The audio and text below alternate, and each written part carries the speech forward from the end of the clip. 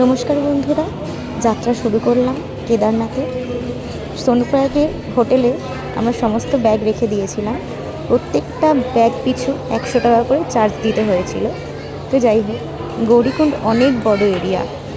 গৌরীকুণ্ড থেকে মোটামুটি forest office জঙ্গল চাট্টি পর্যন্ত যেতে প্রায় 2 ঘন্টা মতন টাইম লাগে হেঁটে। তো পাহাড়ি রাস্তা যেরকম হয় আর কি, গৌরীকুণ্ড থেকে জঙ্গল চাট্টি পর্যন্ত রাস্তা খুবই ভালো, ট্র্যাক করা যাবে, ভালো রাস্তা, কোনো অসুবিধা হয়নি।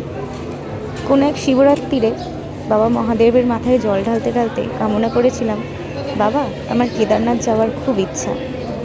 ভোলে বাবা যে এইভাবে আমার স্বপ্ন পূরণ করবে আমি বুঝতে পারিনি, বিশ্বাস করুন। সব ব্যবস্থা যেন উনি নিজেই করে দিলেন, সব কিছু নিজে নিজেই হয়ে গেল।